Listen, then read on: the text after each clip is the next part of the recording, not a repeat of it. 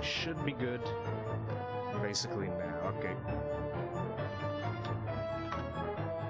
Oh, we're good. Oh, Jesus. I didn't realize. I'm sorry. Oh God. Sorry. I'm sorry. This is so unprofessional. Okay. Yeah. Buzz Lightyear Star Command. Hi. Hello. How's everybody doing? If you don't know what this is, I'm sure you know what Buzz Lightyear is, but a little bit of extra context is, in the late 90s, early 2000s, they made a TV show out of Buzz Lightyear that was supposed to be like the show that Buzz Lightyear, the toy, came from within Toy Story, and the show was pretty good. It was a pretty fun show, and they made a video game of it, and that's what this is, and now I'm playing it in front of like 500 goddamn people. And this is the New Game Plus All Bosses category, which basically means we're not doing any other side missions. We're on a completed file, and we're just going to go through every level and do the main objective. No time trials, no save all the little green dudes. We're just gonna fight the bad guys. Okay. Lovely. Actually, real quick, I'm gonna pop out chat just so I wanna be able to look at the chat because I'm gonna be mostly on my desktop during this. Give me 2 seconds. There we go. Okay, so without further ado, let's play some video games. 3, 2, 1, go. So we're going into the first level right here. This is Joad 1. Just going to skip a cutscene there, and right away you can see the impeccable textureship and modelness of this video game. I don't know where I was particularly going with that sense, but yeah, this is the game.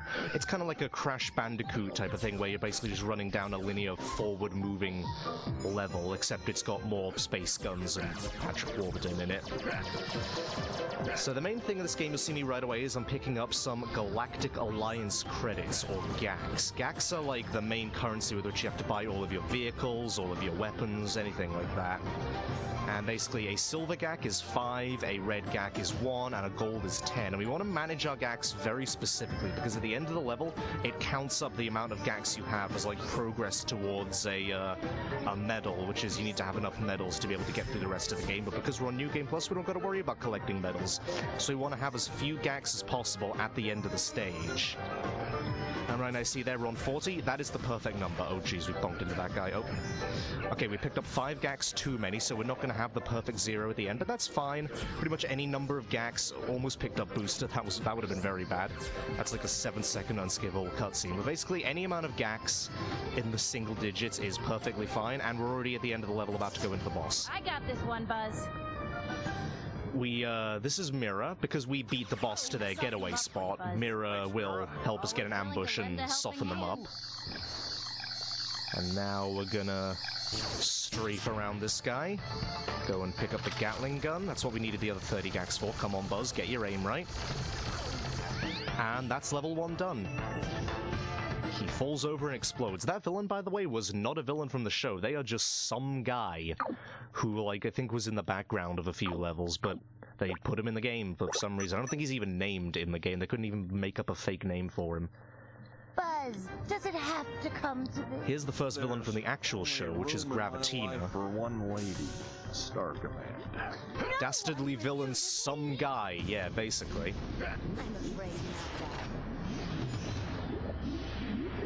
Gravidina's a lot of fun because she's one of the easier characters in this game to tell that they didn't get the original voice actor back. For most characters, they got the voice actors back, but for Gravatina and I think a few other characters, including disappointingly Zurg, which is annoying because Wayne Knight was brilliant as Zurg in the show.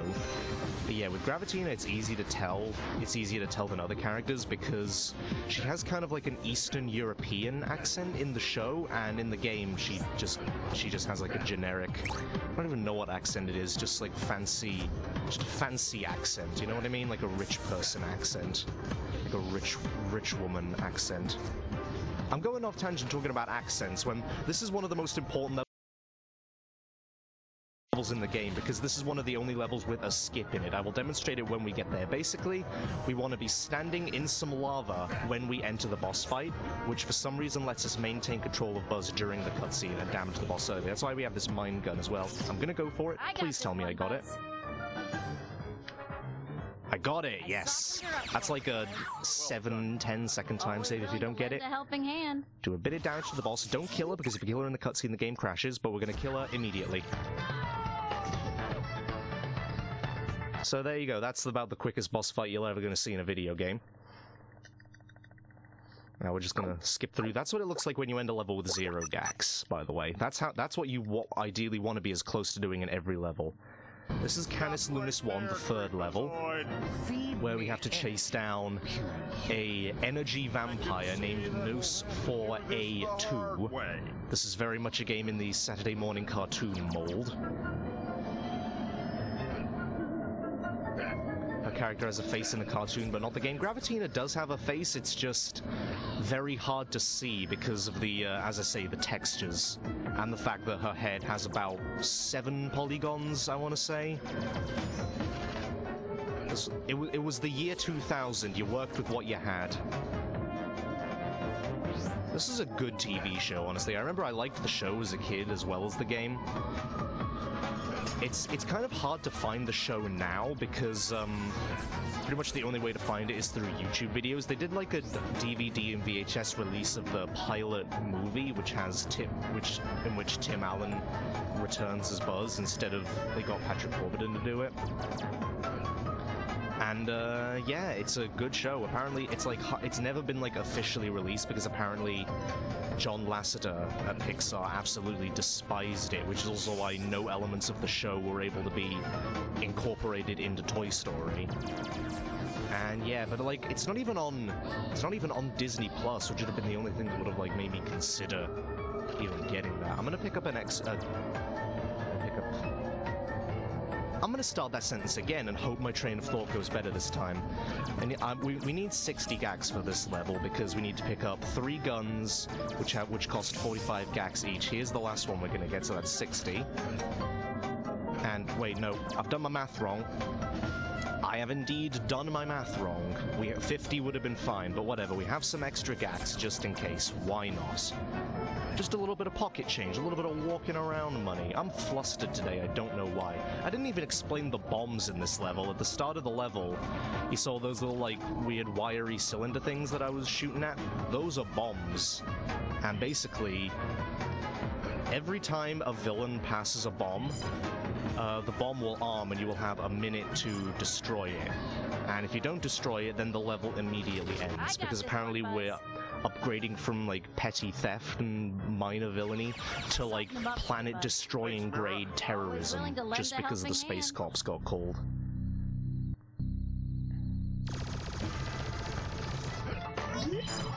And for some reason, Nos 4A2, he has a gimmick that no other boss in the game has, where basically, after you strip his first shield, you have to take out all of these turrets on the side in order to be able to actually damage him. I don't know why he has this gimmick, no other boss in the game does, but we've dealt with him, and he's gonna be there.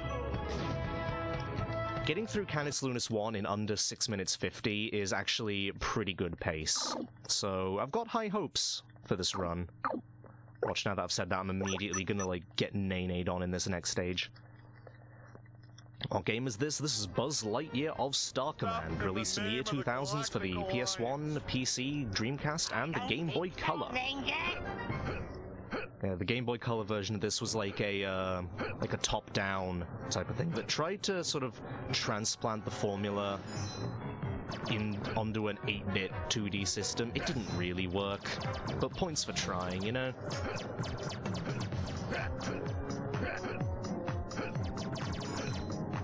So right here, this is one of like the simplest stages in terms of gack management. We have 15 gax, that is... Oh. Okay, 10 extra gax, again, walking around money, you know how it is. But basically, we had 15 gax, and that is all we need. This is probably one of the lowest levels in terms of gack requirements, because all we need is a rocket launcher that we're going to pick up in just a little bit here. Rocket launcher, probably my favorite weapon in the game. It's the one that does the most damage at any rate. Well, actually, the mine launcher that we had in Flame R1, the second level, that does about the same kind of damage, but it doesn't fire anywhere near as fast, and the projectile, it kind of... Whereas the rocket launcher kind of, like, it goes straight, like, whoosh, you see that? Whereas the mine launcher kind of, like, it flies up and in kind of an arc. It's just, it's slow and it's cumbersome and you don't want to use it. For the most part. Anyway. This level's interesting. We've managed to not fall in the water, which has been nice. We've also not had any run-ins with the pterodactyls, so... Overall, pretty good run of the stage so far.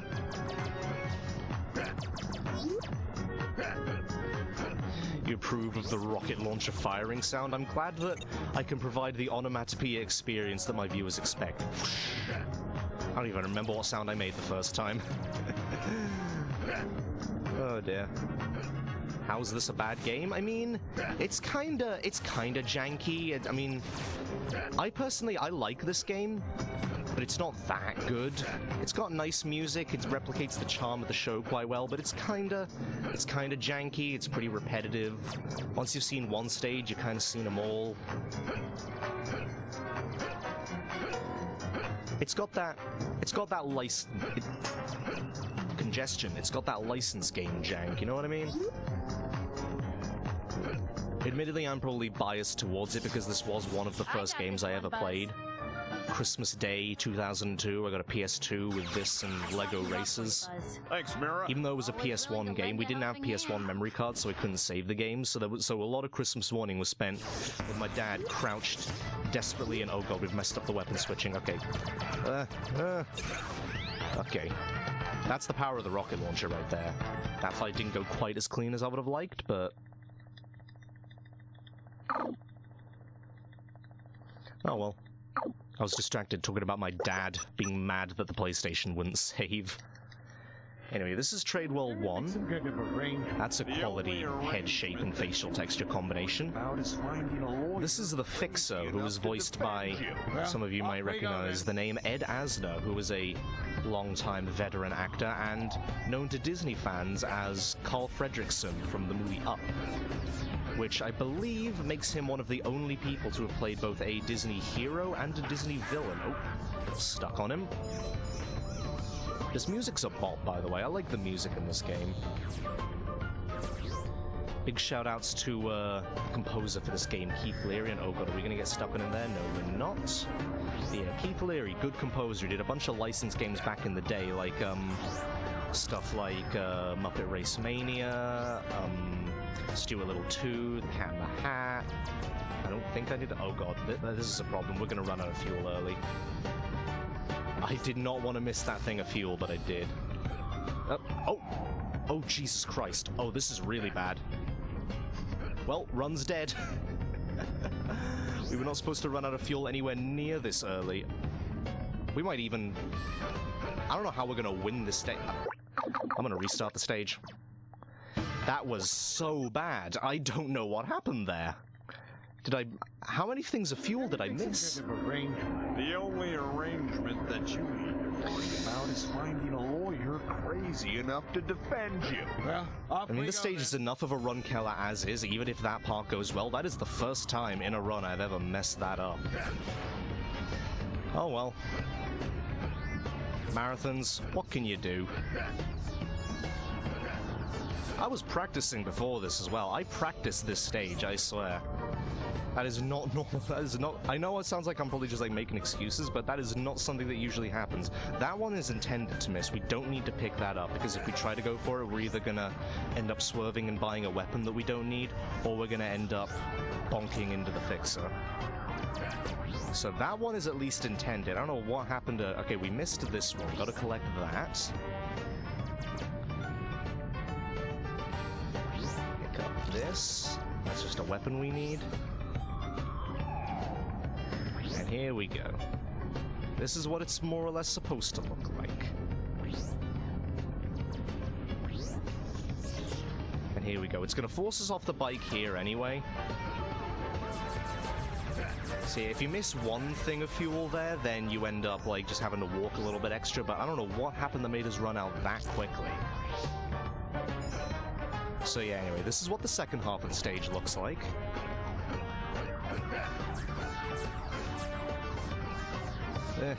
Come on. I'm all sorts of flustered right now. You can't speedrun when you're flustered. I'm trying my best here. Gotta understand. I just want to play the video games fast. And yes, this is Patrick Warburton as Buzz Lightyear instead of the usual Tim Allen. I'm not particularly sure why they made that change, but honestly, I kind of prefer him as Buzz. I think Tim Allen is better within the context of Toy Story because Buzz feels like a more grounded character there. But in terms of like actual Space Ranger Buzz, I think Patrick Warburton does a better job. Works better with the tone, you know what I mean?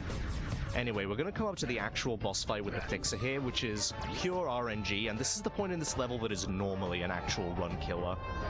He can just decide to add 20 seconds onto the run just because it feels like it. I softened him up for you, Buzz. Thanks, Mira. Always willing to lend a helping hand. So the idea is you want to move as little as possible. Do a quick turn there. And if he stays down on the ground, then we'll have a good Fixer. And this looks like as good a Fixer as we're gonna get. Of course, I get that kind of great RNG on this run. God damn it. And you see there we picked up like a bunch of extra gax because the bosses, they drop gax like it's candy on Halloween. So that's what it looks like when you end the level with a bunch of gax. And let me do my business here. The only business you'll be a part of is from behind bars. This is Torque, who is the boss of the dude who is like the dude who the enemy of the first level is working for. He's voiced by Brad Garrett, who is another actor who has voiced a Disney hero and villain, being in this as well as later on voicing Chef Gusteau in Ratatouille. So that's two like actors who have like some of the only actors who have played both Disney heroes and villains, and it's both because of this, or rather because of the show, not because of the game. But you get what I mean. It's the spirit of the thing that counts. I don't know where I'm going with this sentence. So yeah, now the levels are starting to repeat. This is the second time we've been to Joad. It's an entirely different stage, as you can see, but it's the same planet, the same, like, basically planet of farms. It's the planet of the Midwest, basically. I don't know. I'm not from America, if you couldn't have guessed. I don't know where I'm going with these jokes. We have way too many gax. Okay, we're gonna have 15 by the end of the stage, which is fine. We're fine. Make sure we hit that. And, geez, we want to run out there just so we can pick up both the weapons. I got this one, Buzz. This boss has 3 different shields, so swapping the weapons to try and get through them is a nightmare. You can go in with just the rocket launcher and just like jam your face in and make glitchy projectile shenanigans happen, but we're not going to do that because it's dangerous and can go badly some of the time. Oh jeez. There we go. I don't know why he has the same death sound as the first level dude. But yeah, that's the last we're ever going to see of Joad, so bye-bye Joad. This is Khan 2. It's pretty much all repeats from this point out except for Bathios, the Ice World, and Planet Z. Never, Buzz Lightyear. And pro speed strat here. Stand still for a hot second. Yeah, we need to kill an enemy right up here, and if we go right away, then Skreel, who is this bird boy, is gonna get in the way. That was a slow kill. Annoyingly, a lot of enemies in this game are pretty much beholden to their damage animation in terms of when they die. So, like, even if an enemy has, like, 1 hit point left, you can just damage them when they have 0 health and they won't die because they're stuck in, like, a stumbling animation of, oh no, I have been shot, oh, woe is me. It's only once they come out of that animation that they'll do, they're like, oh, no, I'm dead. Like falling over and dying and dropping money animation. Some enemies just explode, and those are the ideal sorts of enemies you want to farm. Like, you've seen those, like, little red triangle-looking dudes. Those dudes are your friends, because they don't have any fancy hit and, like, dying animations. They explode, they drop their money, jobs are good. Like, see, that little dude over there was the one I was talking about. Whereas pretty much every other enemy, look, you see, I'm gonna shoot this dinosaur, and he's just gonna sit there and take it. Which is annoying because we need a fair amount of gax in this level, and thankfully we can manage to pick most of them up, and I only managed to kill that guy in time because I bonked onto the dinosaur, which is not something I've ever done before. But yeah, pretty much every enemy in the stage we can theoretically kill in time to get their gax without having to stop, but we would still have to wait for the death animation, which is irritating.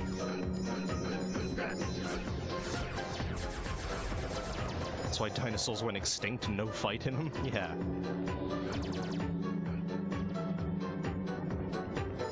Yeah, as long as we have 60 gax coming out of this, like, this thing. Okay, 61. Perfect.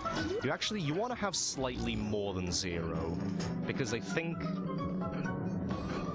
the counter does weird things when it doesn't have anything to count up. So if you have just, like, the lowest amount to count up possible, I think that's faster than having 0 gax, though I'm not entirely sure.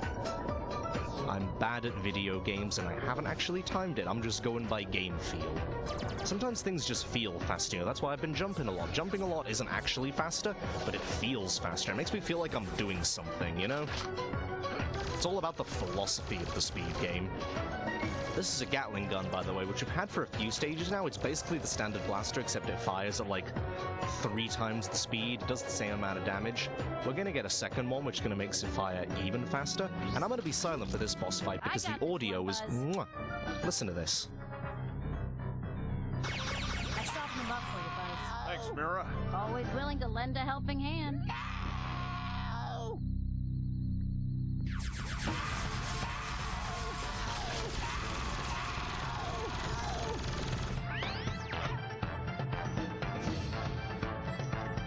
Quality audio. I've said this before when I've run this game, but my only theory is that some poor clueless person managed to mix up the boss's hurt sound and death sound, because you heard there when they get hit they just go like ah! Like they've just been minorly inconvenienced, but whenever they take even a little bit of damage they go like no! This is the ice world, by the way. It has ice physics, so it's automatically the worst level in the game, but thankfully we can mitigate that by picking up a shield. But what the shield doesn't mitigate is its sound effect, which sounds like someone auto-tuned someone blowing through a straw.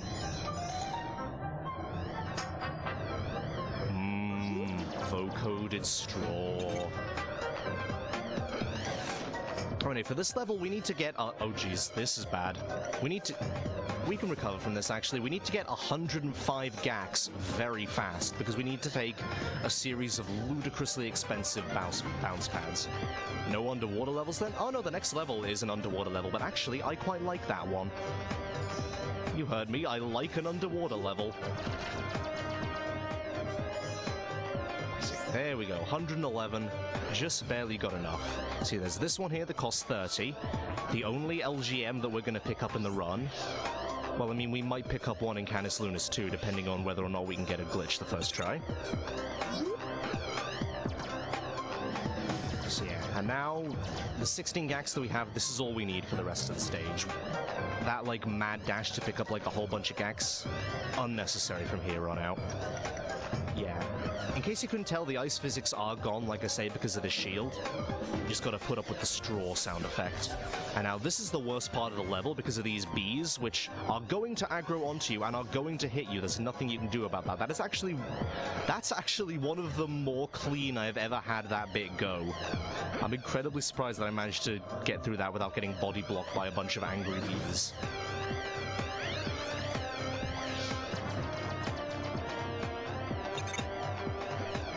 So yeah, we're gonna go into the boss here. This, by the way, we're fighting the plasma monster in this area, who is another boss with, like, 7 polygons. I softened him up. Look at this big red tomato boy. Always willing to lend a helping hand.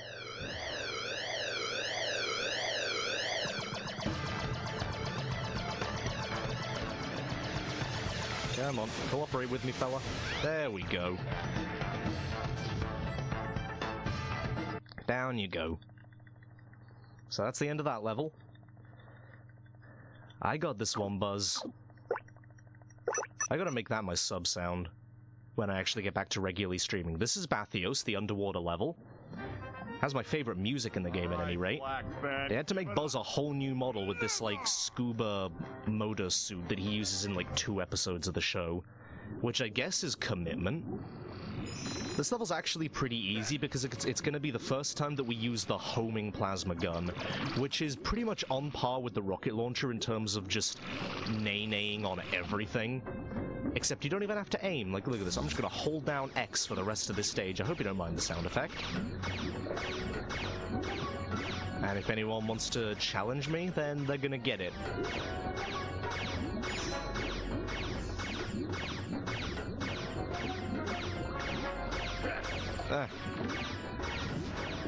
You want to be killing basically every enemy in the stage because they're projectiles, like you see those like little ink things. They're both hard to see and also they will stop you dead in your tracks, like, oh, it just happened there again. Yeah, like I say, I like this stage. It's got some of my favorite music. I don't know why Keith Leary decided to go for like a Hindi motif for a water level, but I'm glad that he did because this is an absolute bop.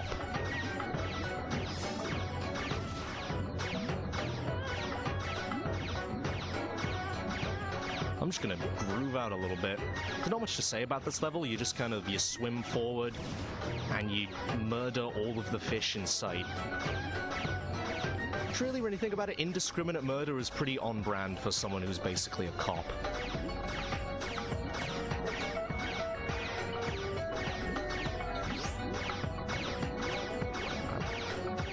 Probably shouldn't have said that. I got this one, Buzz. Anyway, this cutscene is fun because when the camera pans through Buzz, you can see his facial texture mirrored on the inside of his suit. Lend a helping hand. There we go.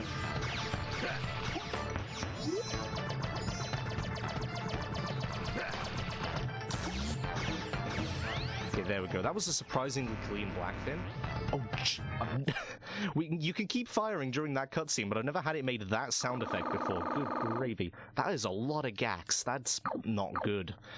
Okay, I guess that's my punishment for my hot political takes that I'm dropping on the stream unprompted. I'm very sorry about that. Lightyear, I tire of you. And I tire of your lawlessness, one. Save it for someone who cares, Buzz. Anyway, I'm out of here. This is Flame R2. Sorry, it took me a second to get refocused there. That's Warp Dark Matter, who was one of my favorite characters from the show. He's basically Buzz's old partner from Star Command, who it later turned out was a double agent for Zurg the entire time. Oh jeez, we're gonna take a bunch of damage through there, get body blocked a lot by the projectiles. Most projectiles don't impede your movement in this game, but some of them do, and the ones that do, those are annoying. Oh, we're stuck on a wall. Take out that bomb. Warp is probably the boss who manages to stay close, keep pace with you the best throughout the stage, so you do have to, make sure you're not making too many mistakes. Warp and the Fixer are probably, the 2 tightest chases in this game. This bomb drops 11 gags instead of the usual 10. No idea why. There's not much to say about this stage. It's just a stage. By this point, like I say, you've seen what the game has to offer. There's not much more to say. But we're getting near the end, so hopefully I won't be having to fill time for that much longer. This run should be got about another 15 minutes to go. Yeah, that sounds about right.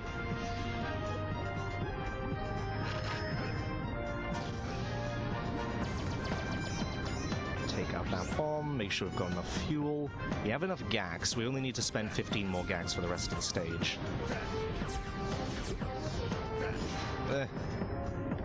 Those dudes are annoying. I'm glad they didn't latch onto me. Those little cave sucker dudes. They can latch onto your head, which both reverses your controls and drains your gags until you have none left. Please get the weapons. Yes. I got this one, Buzz. Yeah, let's maybe get off the hot take. Thanks, I'm sorry, I've probably caused some trouble. I'm very sorry to the organizers. Anyway, this boss is annoying because he's fast and he's slippery and he's just difficult to hit, but thankfully he seems to be cooperating. There we go.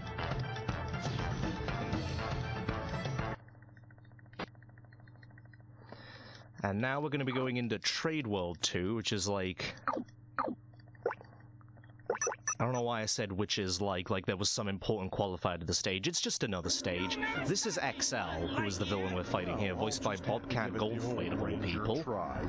There's a lot of comedic talent in this show and in the game as well. Like, you got Patrick Warburton, Wayne Knight, Bobcat Goldthwait, of course, Ed Asner. There's a lot of, like, iconic actors, I suppose, like 90s actors. Yeah, XL's thing is he is like a prototype Star Command robot who got junked and is now throwing a hissy fit because the, like, second version of him, XR, got put on Buzz's team, so he's basically throwing a temper tantrum.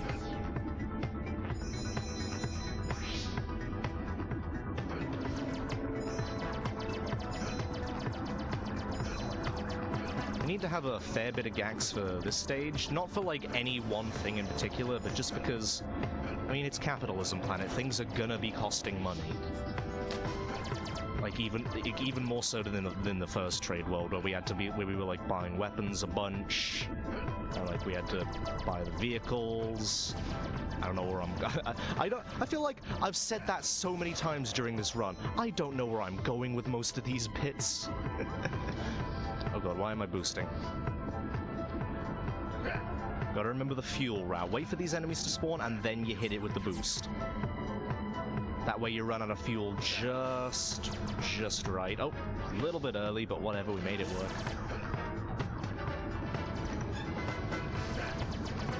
Okay.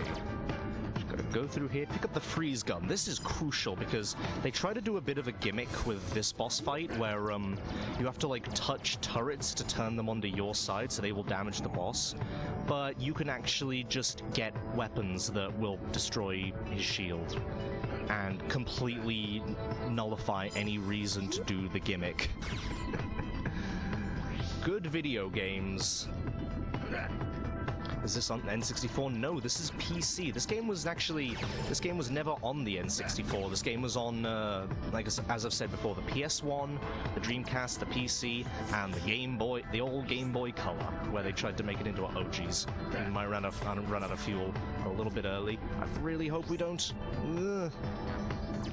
This is looking a wee bit hairy. Okay, thank God.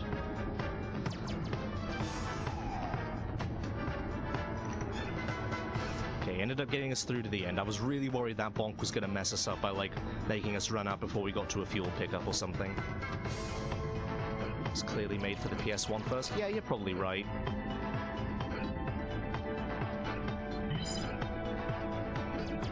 You can tell it's a good Trade World 2 because I've managed to get to the boss before the music for the stage has been able to loop. We actually get there right at the end. This game has the draw distance of a VTech in Fog.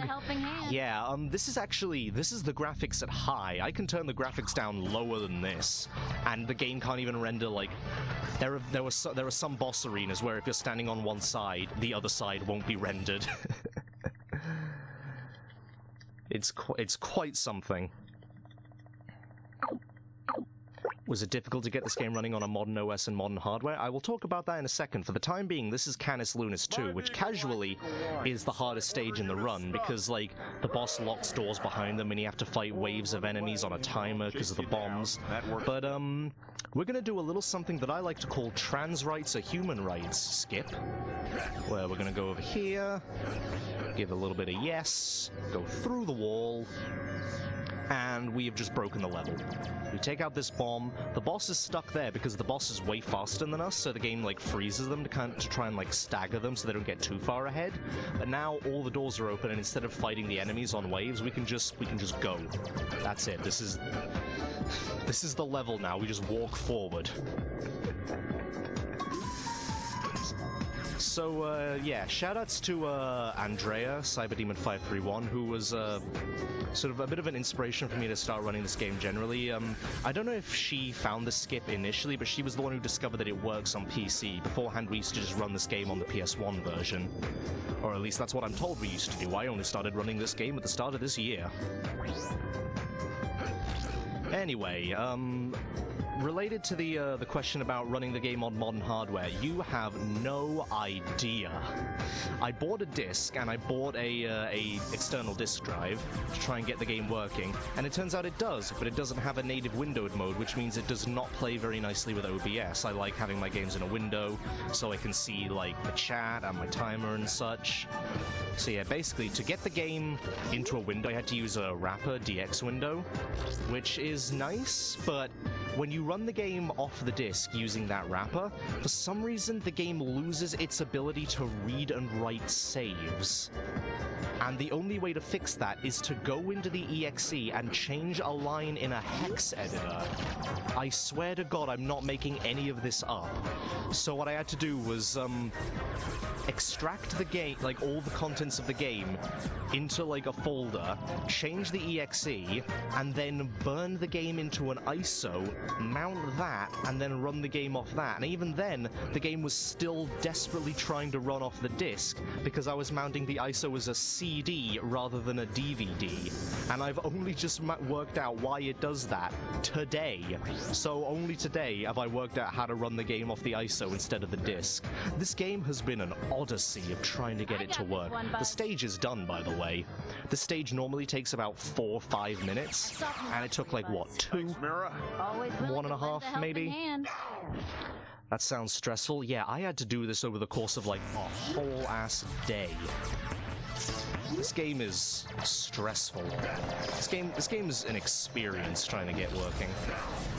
Here's the boss, by the way. Robot werewolf. Done with. Thank you for going through the trouble for this silly little game. I wouldn't have to if the skip just worked on PS1, that's the thing.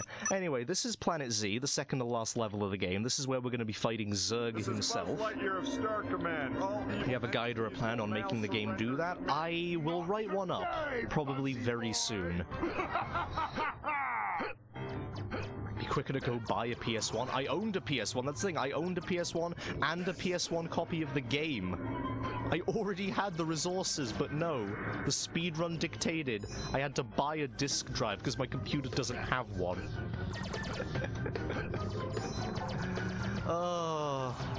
Video games. Video games. Anyway. There's a skip I'm going to go for later in this level that is one of the more terrifying moments of the game because you have to be on a specific pace to get it to work. You can afford like 1 or 2 mistakes, but if you're on the wrong pace, then going for the skip will basically end the level and force you to restart. But we're going to go for it because we're playing decently well. Didn't get stuck there. That was the mistake that had me worried I wouldn't be able to get it in when I was practicing, and I still managed to get it anyway, so hopefully that bodes well. Well, it's the return of our good friend, the homing plasma gun. So once again, just gonna hold forward, hold down fire, and dunk on every enemy in sight, basically. Making sure we destroy all the bombs. There we go. That bomb is a little bit tricky. Sometimes the homing gun just doesn't want to home in on it, which is disconcerting considering that's its job. But anyway, it managed to do it that time, so I'm grateful. I'm very grateful. I'm gonna do a little ledge pull-up here. That's one of the only ledges in the game where you have to do a pull-up. You can't actually just make the jump. Make sure that bomb's destroyed.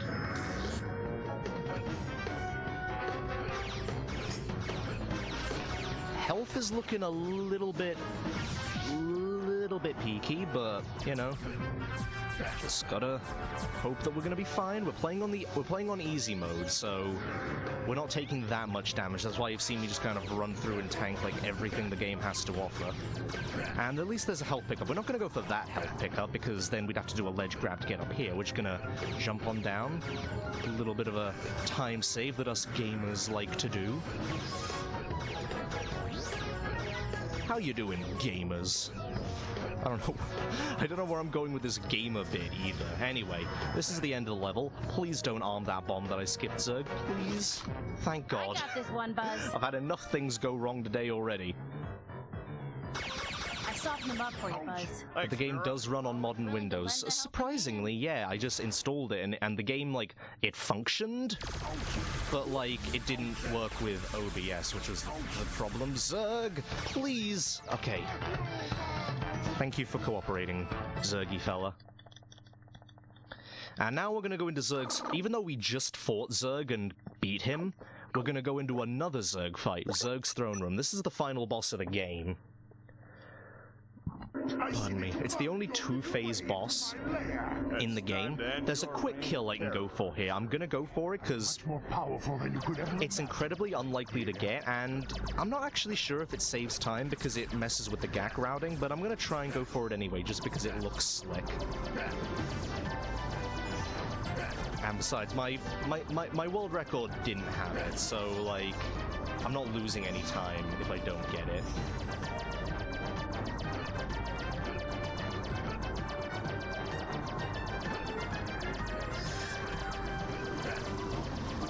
When I mentioned earlier about the projectiles knocking you back, this is like pretty much the level where it's the most easily shown, because with all these dudes firing at you, normally like the focused fire is enough to hold Buzz in place entirely, like just cancel out any of his movement speed. Pick up a rocket launcher. That's what you want to try and do. You want to hit him, like, just at the very tip of his hitbox. With a level 1 rocket launcher, it's still not going to do all that much. But with a level 2 rocket launcher, it might be enough to kill him early. Okay, not quite.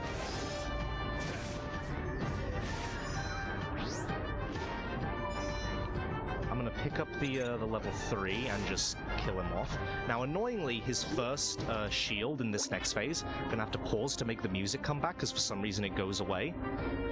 But yeah, it's an orange shield which gets hit by the plasma gun, which we don't have, so I'm going to have to collect just a little bit of money from him. So, just going to go over here, pick up the 5 GACs that we need. Hey!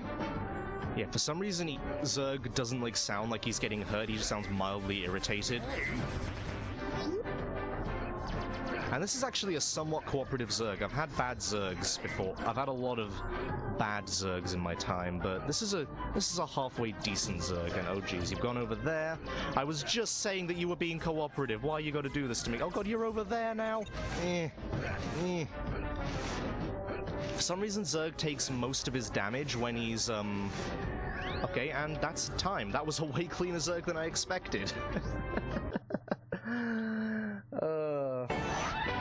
I accidentally skipped the cutscene. Basically, missiles flying into Star Command, Buzz is gonna physically yank the missile away and ride it out into the sunset. What a gamer, honestly. Congratulations! And this is your credit sequence, which is just every enemy in the game doing a little conga line around the final boss arena. 40-35 is actually incredibly good, considering I had to restart Trade World 1. If Trade World 1 didn't happen, this run would have probably PB'd. Which is equal parts, like, means I'm happy with this run, and also equal parts infuriates me with the rage of 1,000 suns. So, you know, pretty good run. Pretty good game. I like the game. I mean, that's kind of sacrilege to say, considering it's a bad game marathon, but you know, sometimes you just gotta enjoy video games.